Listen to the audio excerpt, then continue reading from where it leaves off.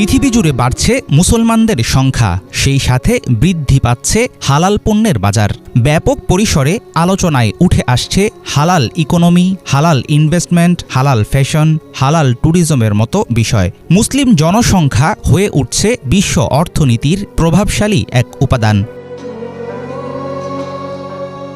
2075 সালের মধ্যে বিশ্বের 10টি বড় অর্থনীতির দেশের 5টিতে মুসলমান জনগোষ্ঠীর সংখ্যা হবে 85 কোটির বেশি। মুসলিম জনসংখ্যা বাড়ার ফলে বাড়বে হালাল অর্থনীতির পরিধি, বড় হবে ইসলামী শরিয়া আইন মেনে তৈরি পণ্যের বিপণন।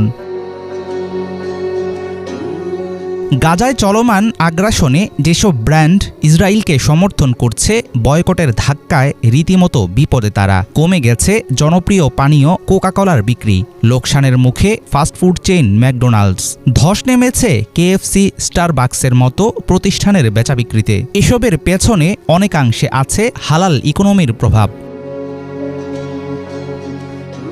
শরীয়তসম্মতভাবে অর্থ উপার্জন করাটাই একসময় মূল বিষয় ছিল, কিন্তু এখন বিনিয়োগের ক্ষেত্রে যুক্ত হয়েছে নৈতিকতার ধারণা। মানুষ আগের চাইতে ভালো বোঝে কোথায় যাচ্ছে তাদের টাকা, তাদের ইনভেস্ট করা ডলার কিভাবে সারা বিশ্বের আর্থসামাজিক ক্ষেত্রে প্রভাব ফেলছে, এটাও এখন তাদের জানা।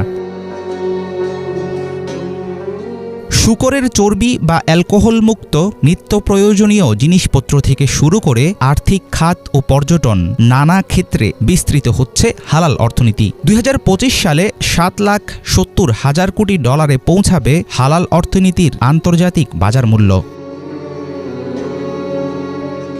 গ্লোবাল মুসলিম ট্রাভেল ইন্ডেক্সের তথ্য বলছে 2022 সালে হালাল পর্যটনের বাজার মূল্য ছিল $220 বিলিয়ন।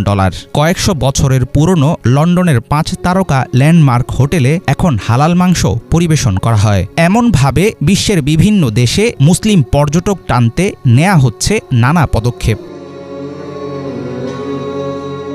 স্বাস্থ্যকর ও তুলনামূলক নিরাপদ হওয়ার কারণে হালাল খাদ্যের প্রতি বাড়ছে অমুসলিমদের আগ্রহ। হালাল ফ্যাশন ও ট্যুরিজমে অমুসলিম ভোক্তাদের অংশগ্রহণ এভাবে বাড়লে আরও বড় হবে হালাল ইকোনমির পরিধি। মুসলমান অধ্যুষিত দেশসহ আন্তর্জাতিক অঙ্গনে আছে হালাল পণ্যের বিশাল চাহিদা। কেবল অর্থনৈতিক ক্ষেত্রে নয়, হালাল বিনিয়োগ ভবিষ্যতে মুসলিমদের জন্য হয়ে উঠতে পারে বিশ্ববাজার নিয়ন্ত্রণের এক শক্তিশালী হাতিয়ার। হাফিজুল ইসলাম, বাংলা ভিশন।